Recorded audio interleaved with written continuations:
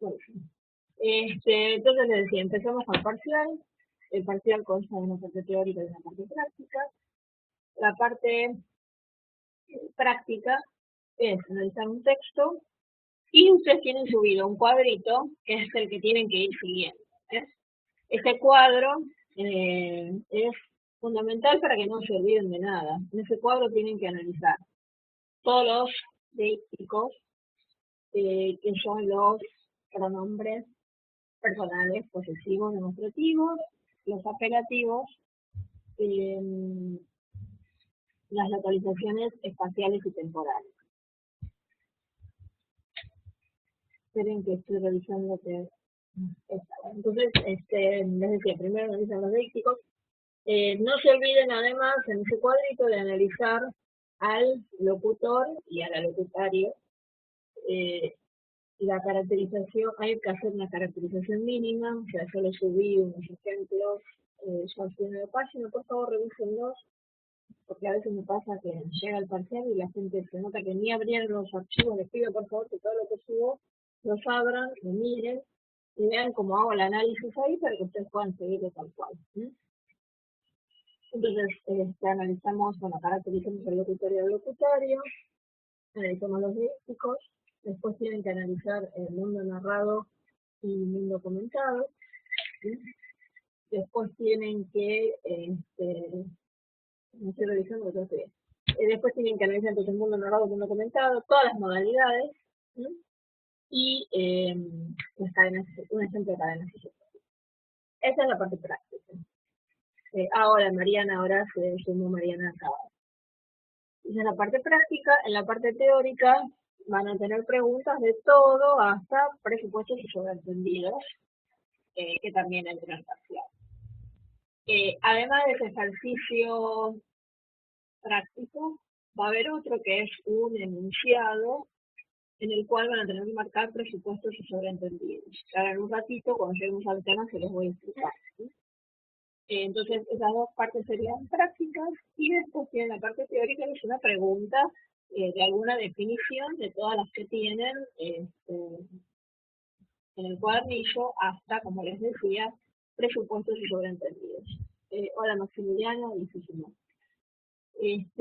Entonces, vamos a explicar algunos conceptos básicos, o sea, yo no les puedo en un ratito contar todo el cuadernillo, pero sí focalizar en lo principal para que ustedes después lo relean y lo vean desde otra óptica. La primera diferenciación importante, ¿qué tal? Maximiliano, pone en el chat, hay una opción que dice enviar a todos, para que todos lean, por si alguno hace alguna pregunta, a todos me parece que están en privado, pongan en la opción del chat enviar a, y dice todos, porque si no lo leo yo solo, por si hacen alguna pregunta que a todos les puede interesar. Buenísimo. La primera diferenciación que hay que tener en cuenta en el cuadernillo es la diferenciación entre locutor a locutorio y enunciador a enunciatario. Esta diferenciación es de un lingüista que lo que se escribe que es Oswald Ducrot. Ducrot entonces dice que nosotros tenemos como dos categorías de emisores, entre comillas, en un texto. Está aquel que se hace responsable de lo que dice, ¿sí? Por ejemplo, yo estoy ahora hablando y todo lo que digo, yo lo digo como locutora, me responsabilizo por todo lo que estoy diciendo. Pero, dice Ducrot, a veces adentro de los discursos aparecen otras voces, ¿no? Otras voces diferentes a las del emisor principal, si quieren. Esas apariciones de otras voces ameritan que uno les ponga otro nombre. O sea, si yo estoy hablando ahora, soy locutora, y pónganle que yo ahora cito a Ducrot a una cita textual de él, Ducrot es otra voz que aparece en mi texto. Esa otra voz tiene que tener otro nombre para no confundir. Y esa otra voz entonces es el locutor. Perdón, el enunciador. Entonces, ¿quién es el enunciador? El enunciador es aquel que recibe la palabra del locutor. El locutor cede la palabra y aparece el enunciador. le damos la bienvenida a Marcia. Entonces, el locutor lleva la palabra, aparece el enunciador, y entonces ustedes, para que les sea fácil, ¿eh?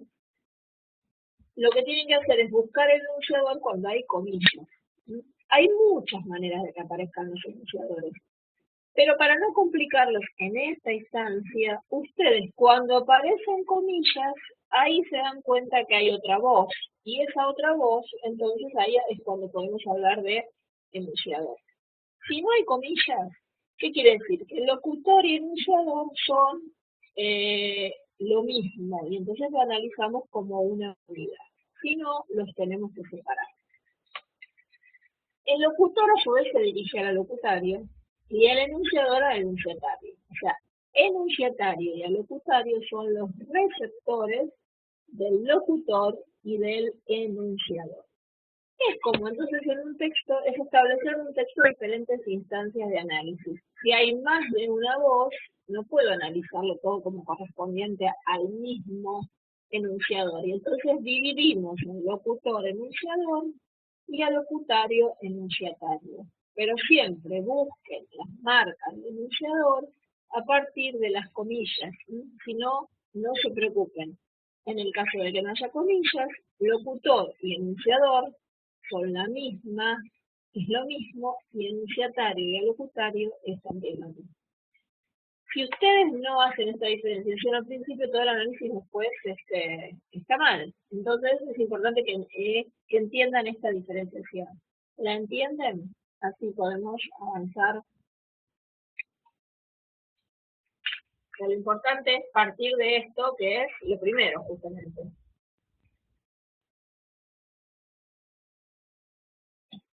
Bueno, buenísimo. Entonces, separamos locutor a locutario, enunciador a enunciatario.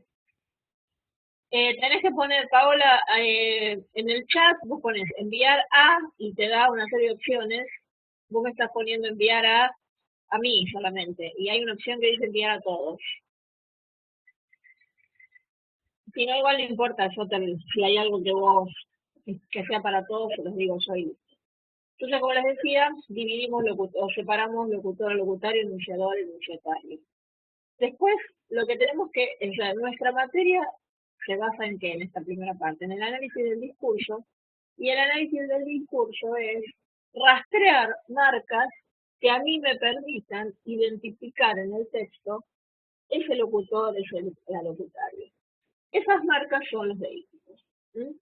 ¿Y qué son los deísticos entonces? Si los deísticos me van a permitir rastrear en el texto al locutor y al locutario, quiere decir que los deísticos son marcas de primera y segunda persona, no de tercera, porque me identifican al locutor, el emisor del texto, y al locutario, el receptor. O sea, básicamente yo busco marcas del yo y del tú. Y esas marcas del yo y del tú aparecen a través de los pronombres personales, posesivos o demostrativos. Entonces ustedes lo primero que tienen que hacer es rastrear esto que parezca, para lo cual tienen que tener en claro lo que es un pronombre personal, posesivo y demostrativo, por supuesto. Pero está claro porque a veces marcan pronombres que no son, o sea, básicamente, aunque sea, si no se acuerdan, tengan la lista al lado, no marquen palabras que no son no son pronombres. Entonces, una vez que marcamos los pronombres, tenemos que buscar apelativos. Apelativos son formas de llamar. Y el locutor se puede llamar a sí mismo de alguna manera, y eso es un apelativo, o llamar al locutario de alguna manera. Si yo digo, por ejemplo, yo, profesora, les hablo a ustedes, alumnos. En este caso tengo un deíctico que es un pronombre personal yo del locutor. O sea, yo voy ubicando en la tablita esa que ustedes tienen los distintos pronombres. Tengo un les, que es el pronombre que se refiere al locutario, que es un pronombre personal. También tengo ustedes, que es otro pronombre personal que se refiere al locutario. Pero tengo dos apelativos también. Profesora, un apelativo del locutor, y al locutario un apelativo del locutario que es alumno. Paola, ¿vos me querías preguntar algo? que vi ahí que había un aviso tuyo. Decime si, pues escribime acá la pregunta si tenés alguna duda, por lo menos una duda de lo que haya dicho hasta ahora. Ah, está bien, está bien. No, queda tranquila, no importa. No pasa nada. Si no, si hay algo que tengan que saber todos, yo se los digo. Bueno, entonces volvemos a ese ejemplo. Ahí analizamos, en ese caso analizaríamos los pronombres solamente los personales que les decía y los apelativos profesora y alumno. Y después tenemos las localizaciones espaciales y temporales, que acá no hay que confundirse con cualquier lugar. O sea, si yo digo, María está en Mar del Plata, eso no es una localización espacial. Las localizaciones espaciales y temporales son deísticos. Quiere decir que tienen que estar referidas al locutor. Siempre están relacionadas con el locutor. Por eso les conviene buscar esas marcas bien claritas. Las localizaciones espaciales bien claras son aquí, allí, acá. Y las localizaciones claritas espaciales son ahora, ayer, antes, mañana. No busquen cosas raras ni marquen cualquier cosa como localización espacial o temporal. Por ejemplo, decir siempre no es una localización espacial, porque siempre no tiene que ver con el locutor. Siempre es como un concepto absoluto para todos. Tiene que ser una palabra bien, bien, bien específica relacionada con el locutor. Aquí es necesariamente el lugar donde está el locutor. Allí es el lugar más lejano al locutor. Ahora es el momento en el que el locutor está hablando. Entonces, esas son localizaciones espaciales temporales. Eso sería lo relacionado con el cuadrito. Después tienen que analizar mundo narrado y mundo comentado. Es decir, una listita de los verbos que corresponden a cada mundo y hay que respetarla. O sea, mundo narrado es mundo comentado es el anclado en el presente y los tiempos verbales relacionados con el presente, que son el futuro y el pretérito perfecto compuesto. Y el mundo narrado es el mundo anclado en el pasado. Entonces tenemos el pretérito perfecto simple, el pretérito imperfecto, el pretérito anterior, el pretérito perfecto y el condicional. Esta clasificación que yo les doy un poco une las dos que tienen ustedes en el cuadernillo, que son las de Benveniste y Weinrich. Para no confundirse, o sea, tomemos esta clasificación, abarcamos a estos dos mundos con estos tiempos de verbos, y entonces lo único que tenemos que hacer es poner mundo comentado y poner ejemplos de los tiempos que haya, presente, pretérito perfecto compuesto, futuro.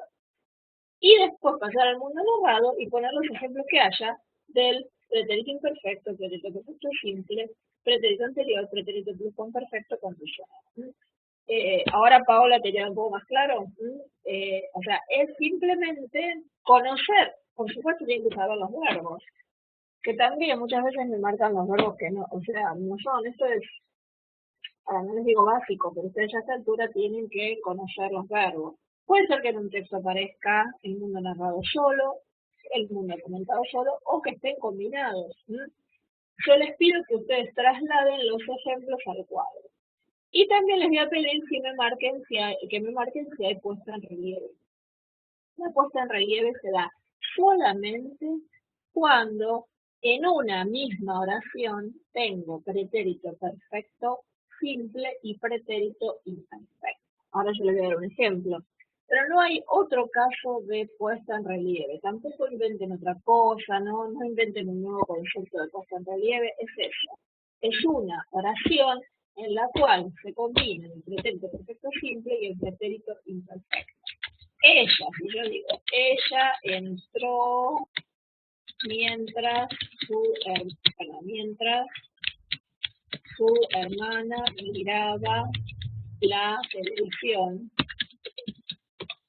Esta oración tiene puesto en relieve porque tengo un pretérito perfecto simple, entró, y tengo un pretérito imperfecto, miraba. Si no tengo esta combinación, no hay puesta en relieve. Y lo único que tienen que decir es no hay puesta en relieve porque no se combinan en la misma oración el pretérito perfecto simple y el pretérito imperfecto. ¿Mm? ¿Esto lo entienden? Porque es importante, son los temitas donde siempre se equivocan. ¿Mm? Muy bien. Entonces, vamos bajando en el cuadrito y ahora tenemos las modalidades. ¿Mm? Tenemos que marcar la modalidad, empezamos con las modalidades de iniciación, que son aseverativa, interrogativa e imperativa. La aseverativa puede ser afirmativa o negativa, cualquier oración que afirme o niegue algo. Hoy es sábado, modalidad aseverativa. Interrogativas son preguntas, es muy fácil. ¿Querés ir al cine? Eso es modalidad interrogativa. Y modalidad imperativa son las órdenes o preguntas. O sea, en la modalidad imperativa yo espero algo del otro. Entonces las preguntas se consideran modalidad imperativa o las órdenes. ¿Podés cerrar la puerta? Es una modalidad imperativa. O sea, usted puede ser una pregunta, pero encubre en realidad una orden. Si yo digo, ¿podés cerrar la puerta? No es simplemente que estoy preguntando para que me conteste sí o no. Estoy ordenando algo cortésmente. Estas son las tres modalidades de enunciación. Las modalidades de enunciado pueden ser lógica o apreciativa. La modalidad lógica a su vez se divide en lógica de aseveración, de refuerzo de la aseveración y de disminución de la aseveración. Lógica de aseveración es cualquier afirmación o negación. Quiere decir que la modalidad lógica de aseveración equivale a la aseverativa de enunciación. Podrían usar los mismos ejemplos, aunque, siendo un texto relativamente extenso, pueden buscar los ejemplos diferentes. Pero básicamente, las mismas oraciones que van a ser modalidad aseverativa de enunciación, las mismas van a ser lógica de aseveración. Después tenemos las de refuerzo de la aseveración y de disminución de la aseveración. Ustedes tienen en el cuadernillo una serie de palabras que me indican que es una modalidad de refuerzo o de reducción. También les pido que las tengan presentes. O sea, si yo digo, estoy segura de que voy a ir, realmente voy a ir, te afirmo que voy a ir, es cierto que voy a ir. Ahí estoy reforzando la aseveración. Entonces es una modalidad lógica de refuerzo de la aseveración. Si en cambio utilizo el subjuntivo y digo, ojalá fuera al cine, o utilizo un condicional, sería bueno que fueras al cine, o digo, si hace frío, me quedo en casa. Ahí estoy disminuyendo la aseveración. Entonces, esas son modalidades lógicas de reducción o disminución de la aseveración.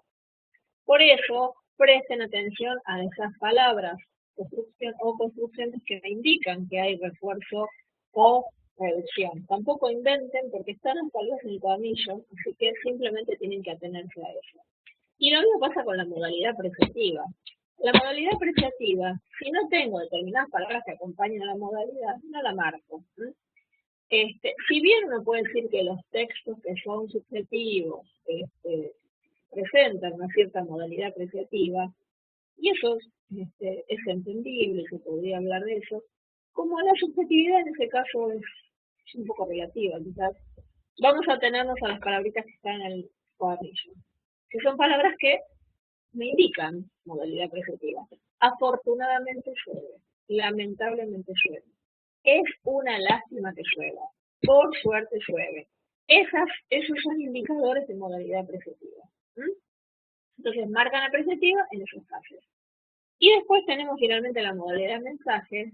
En la modalidad de mensaje solamente aparece cuando invierto el orden oracional. El orden oracional tradicional es sujeto, verbo, complemento. Eso lo saben de sintaxis. Cuando yo altero ese orden oracional, o sea, cuando se produce, cuando se produce ese recurso que en literatura se llama hiperbatón, que es la alteración del orden, eso es modalidad de mensaje. ¿Cuál es la función de la modalidad de mensaje? Es destacar lo que está adelante. Si yo digo,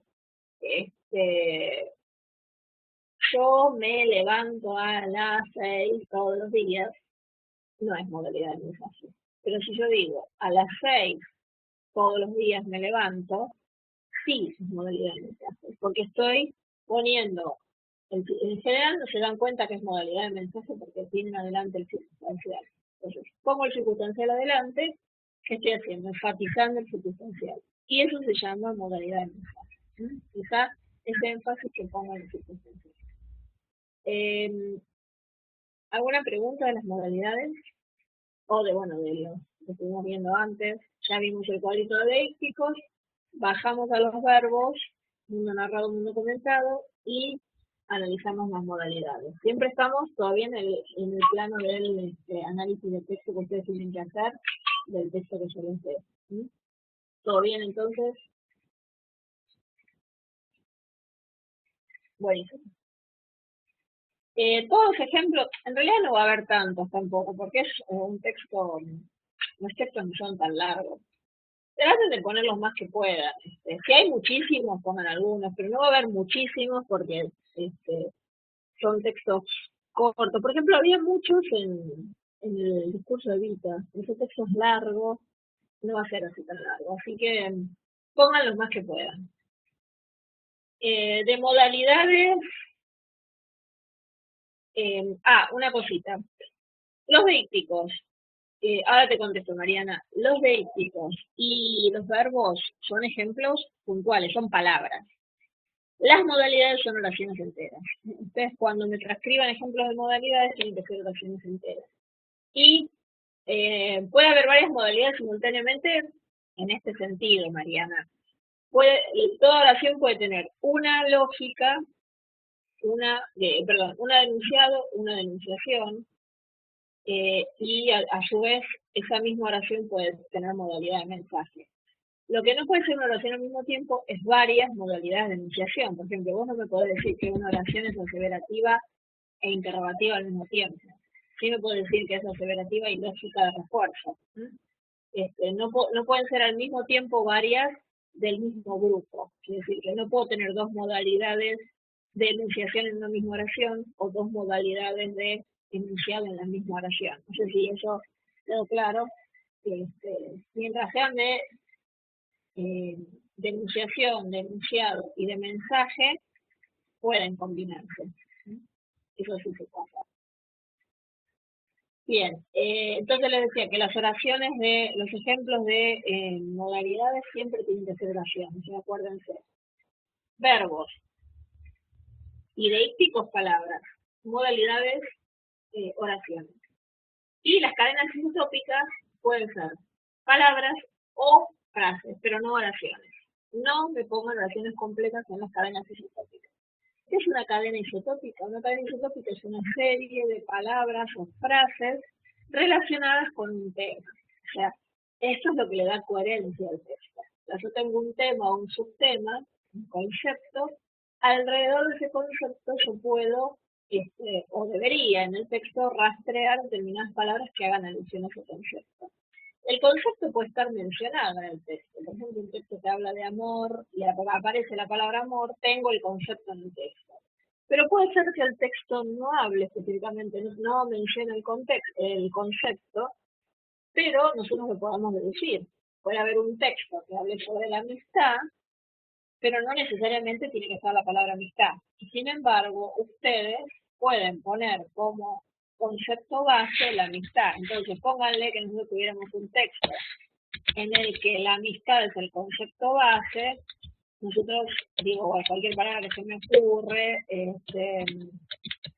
podríamos armar la siguiente cadena: compañerismo, empatía, también amor, fraternidad, no me sale ninguna. A ver, compañerismo, empatía, amor, fraternidad, digo 4. No se me ocurre, bueno, compartir, ahí está. Gracias. Entonces, tenemos una cadena isotópica en la que están compañerismo, empatía, amor, fraternidad, compartir. Marcan el concepto principal. Les pido 5 palabras como mínimo de la cadena isotópica. Pueden ser palabras o frases y no tienen que ser todas palabras que sean de la misma clase de palabras. Por ejemplo, en este caso acá tenemos un infinitivo, compartir, y 4 sustantivos: compañerismo, empatía, amor, fraternidad. Pero podría poner una frasecita, por ejemplo, podría poner estar juntos. Estar juntos también podría ser parte de la cadena isotópica de amistad, y sin embargo no es el mismo, es una frasecita, pero no oraciones. Acuérdense que las cadenas isotópicas lo que no van son oraciones. Claro, las cadenas isotópicas se marcan a partir de los campos semánticos. Lo que pasa que, bueno, Maximiliano me pregunta en privado si las cadenas isotópicas y los campos semánticos son lo mismo. Y sí, los campos semánticos, la cadena isotópica se basa en el campo semántico. ¿Por qué este nombre de cadena isotópica? Isotopía es lo igual. O sea, lo igual en este caso es esta igualdad semántica, formar parte justamente del mismo campo semántico. Bueno, esto sería con respecto al cuadro. Después, por supuesto, ustedes tienen que ver la teoría, pero bueno, lo importante es entender esto para analizar, y alrededor de eso pues se enganchan todos los otros temas del cuadernillo. Y bueno, si no tienen preguntas de esto, pasamos a presupuestos y sobreentendidos.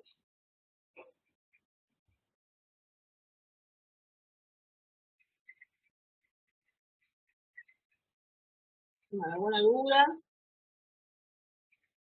Bueno, entonces vamos a pasar a presupuestos y sobreentendidos. Ustedes saben que son los presupuestos sobreentendidos, son dos implícitas. Es otra instancia para analizar los textos.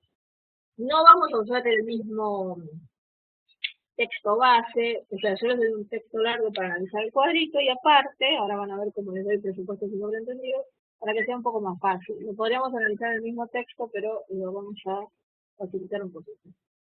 Les decía que presupuestos y sobreentendidos son implícitos, algo que no está escrito en el texto, pero que se puede reponer, está por detrás. Pero son diferentes, no son lo mismo. Un presupuesto es algo que sale del texto directamente y no requiere competencias para ser entendido. En cambio, el sobreentendido requiere competencias por parte del alocutario. O sea, si el alocutario no tiene determinadas competencias, el texto no se entiende. Ustedes en el cuadernillo tienen que los sobreentendidos nacen de las violaciones a las máximas de Grice. Estas máximas que dicen que para que se realice la comunicación se tiene que cumplir estos principios de modo, cantidad, calidad, etc. ¿Por qué pasa esto? Si yo tengo un diálogo, por ejemplo, tengo a alguien que me pregunta, ¿vamos al cine? Y yo le respondo, o yo le pregunto a alguien, ¿vamos al cine? Y el otro me responde, hace frío. En esta conversación se suscita un sobreentendido. O sea, ¿por qué los sobreentendidos salen cuando yo cometo una violación a las máximas de Grice? Porque en este caso, la máxima que estoy violando es la de la pertinencia. O sea, aparentemente la persona no me está contestando exactamente lo que pregunto. Te pregunté si vamos al cine. La respuesta esperable sería sí o no. En vez de responderme eso, parece que pregunta algo que no tiene nada que ver. Ahora, como me responde esto que no tiene nada que ver, yo estoy habilitada a hacer un sobreentendido. O sea, ¿por qué me dijo hace frío? ¿Será que quiere ir al cine o que no quiere ir al cine? Entonces, ¿de dónde voy a sacar la respuesta a esa? De mi conocimiento del otro. Ahí viene la cuestión de las competencias. O sea, mi competencia, que es el conocimiento que tengo del otro, se supone que si invité a alguien al cine, inmediatamente lo conozco, voy a poder saber si ese hace frío es un sí o es un no. Todo el tiempo en nuestras conversaciones nos las pasamos violando las máximas de Grice, pero no por una cuestión de ser malos, de complicar las cosas, porque nos gusta mentir o porque nos gusta jorobar. No, simplemente porque el lenguaje habilita a los sobreentendidos. Hay que tener cuidado igual porque muchas veces abusamos de los sobreentendidos y esperamos demasiado del otro. O sea, si nosotros no le damos al otro determinada información, no podemos esperar que el otro también nos entienda. Entonces, los sobreentendidos, los presupuestos que ahora lo vamos a ver, son grandes colaboradores para la economía del lenguaje. Están muy buenos porque nos evitan decir a veces un montón de cosas, pero cuidado que también son grandes constructores de malos entendidos. A veces somos demasiado ambiguos. Recuerden que las máximas tienen que ver con esto, con la ambigüedad, con la cantidad, con ser claro, con ser pertinente. Entonces, si yo todo el tiempo sistemáticamente violo las máximas, lo que estoy generando es que el otro, más que sobreentendido, directamente mal entienda lo que estoy diciendo. ¿Entienden este concepto de sobreentendido?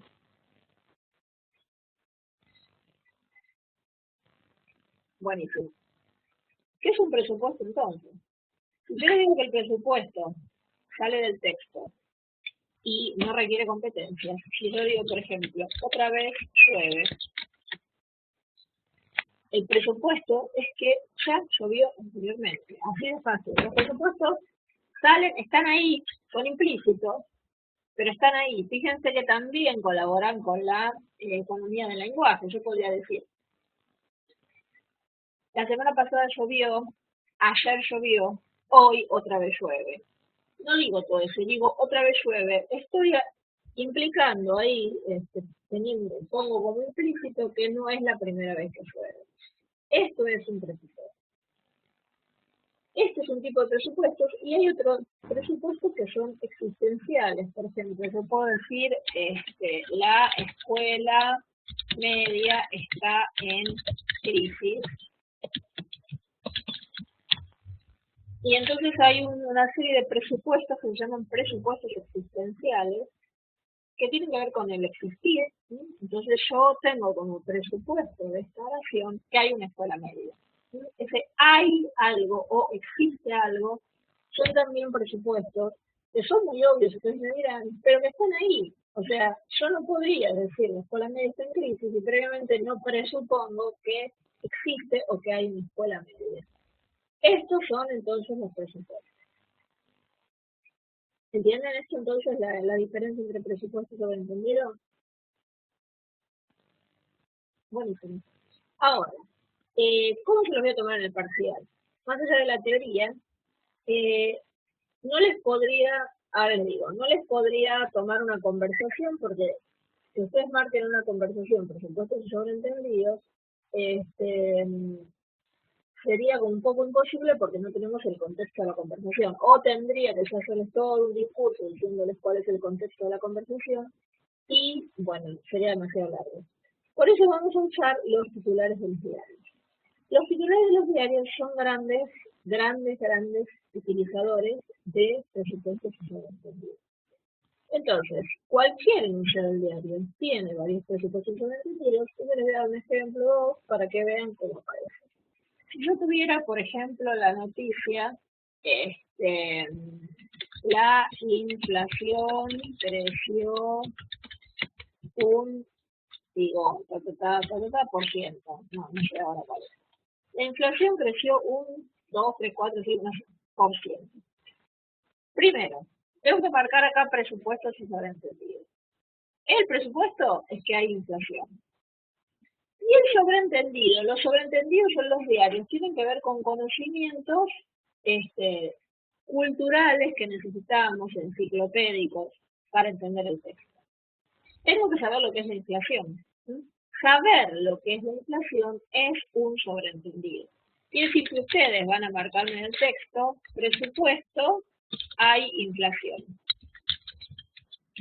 Sobreentendido, saber qué es la inflación. O la pregunta. Entonces, así se analizaría el enunciado del texto. Otro más, por ejemplo, si yo digo, los rojos, que antes era menos, lo que pasa es que eso lo dice directamente, dice creció. O sea, todo lo que está dicho directamente no es un presupuesto. Creció, o sea, ya está en la definición del verbo. Si yo digo, los rojos vencieron vamos a poner los rojos, así, los rojos ganaron, no tengo idea si pasó o no pasó, el domingo pasado. Si yo tengo este titular en el diario, ¿cuál sería acá el presupuesto y cuál sería el sobreentendido? Para ustedes.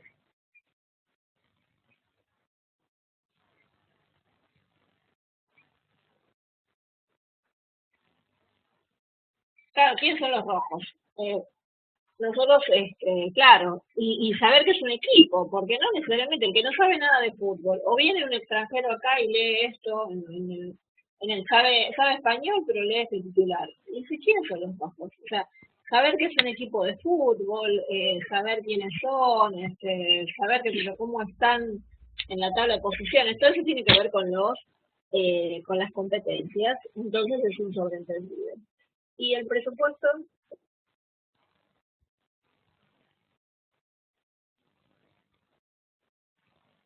lo que pasa es que un partido es una competencia. Paola me dice que un sobreentendido es que hubo un partido, pero para saber que hay un partido, tengo que saber que pertenecen a un equipo de algo. Podría poner, sí, como dice Elvira, que los rojos compitieron. Eso es un perdón, es un presupuesto, porque si ganaron, si uno ganó es porque compitió en algo. O sea, que hubo una competencia es un presupuesto.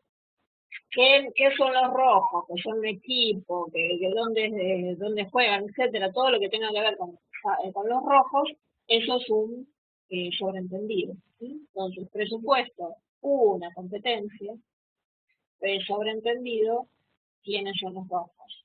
¿Sí? A ver, les doy otro más. A ver, entregaron, a ver, este año el premio Nobel de Literatura fue para, bueno, XXX, porque no me acuerdo ahora el nombre del japonés. Bueno, no me acuerdo, bueno, póngale para XXX. Si yo digo, este año el premio Nobel de Literatura fue para XXX, ¿cuál es, XXX sería el nombre, ¿no? ¿Cuál es el presupuesto? Puede haber más de un presupuesto y más de un sobreentendido, si ustedes marcan lo que hay. En este caso, presupuesto, se entregaron los premios, sí, se entregaron los premios, puede ser el presupuesto, que esos premios ya se entregaron antes, porque dice, este año el premio Nobel de Literatura fue para XXX, quiere decir que hubo otros años con otros premios Nobel. Podemos también presuponer, sí, que se trata de un escritor, porque es el premio Nobel de Literatura, sí. Bueno, ya se hizo la entrega, está en el verbo, el pasado fue, eso ya está dicho directamente, Elvira, no es que sea un presupuesto. Presupuesto sí, entonces que hubo otros premios Nobel, que este tipo es un escritor, que hubo una entrega, y el sobreentendido, ¿cuál es? Claro, que es un premio Nobel, o sea, saber todo lo que tiene que ver con los premios Nobel, y por ahí también conocer a este escritor japonés para saber por qué le dieron el premio Nobel. Cuáles son sus cualidades para haber recibido el premio Nobel. Entonces, así los vamos a marcar nosotros los presupuestos y los sobreentendidos, a partir de titulares de los diarios. O sea, un solo titular del diario, ustedes voy a tratar de que sea bastante claro y completo, ¿no? Que tenga varios presupuestos y varios sobreentendidos, así los pueden ver bien. Y después explicar lo que es un presupuesto y un sobreentendido. O sea, la teoría siempre acompaña pero el análisis va a ser a partir de un titular del diario. Buenísimo. Eso sería básicamente todo lo que entra para el parcial. Ahora, no sé, me gustaría si tienen alguna pregunta que me hicieran, o si no, bueno, si está todo claro, todo bien, pero a ver si tienen algunas dudas.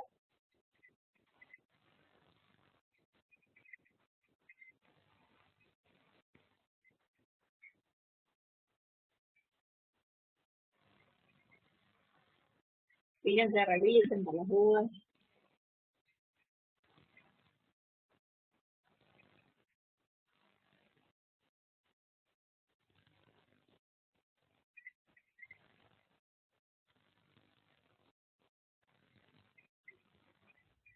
Claro, el primer texto es el cuadro. O sea, es completar el cuadro en todas las categorías. Vienen unas preguntas teóricas y la parte de presupuesto sobreentendido es la teoría más el enunciado del diario.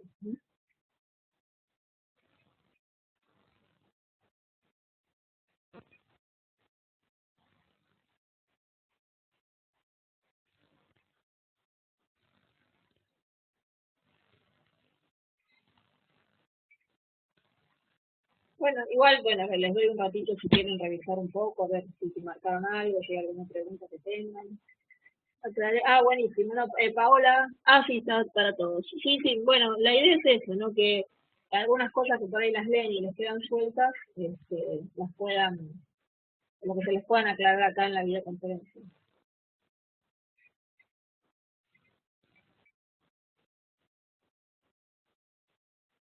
Eh, no, pero Natalie, actos de habla y polifonía entra para el final, así que eso lo voy a explicar en la otra videoconferencia para que no se confundan. ¿Eh? Eh, yo dije que acá entra hasta presupuestos sobreentendidos. Actos de habla y polifonía son los dos temas para el final.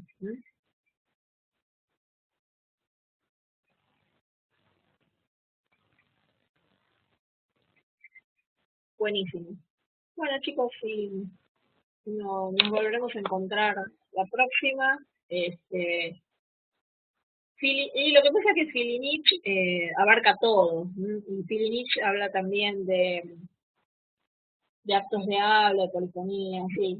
Está muy bueno el texto, pero es un texto para leer cuando uno ya ha entendido un poco los conceptos. O sea, hay que entender bien y después Filinich como que nos da como un contexto importante, pero no es para leerlo al principio como para aclarar mucho porque requiere como competencia, o sea, requiere competencia. Filinich requiere que sepamos algo del tema.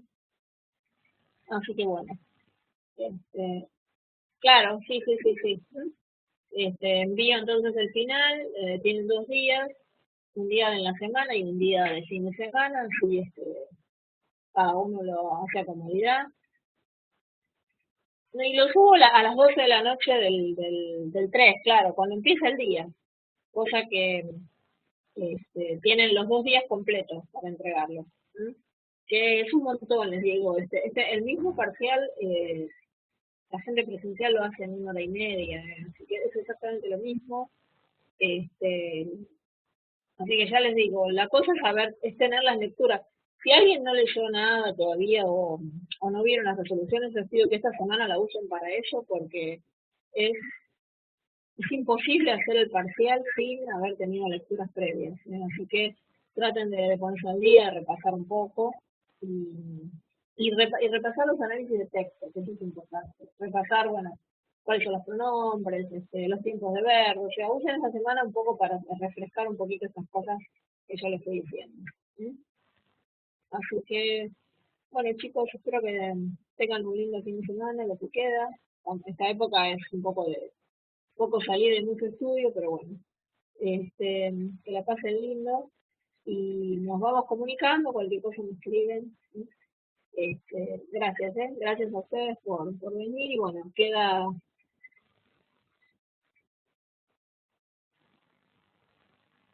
bueno chicos, buen fin de semana, que la pasen muy bien. ¿Sí? Gracias a ustedes. Bueno, me alegro, Elvira, que te haya gustado y que les sirva, que eso es lo más importante.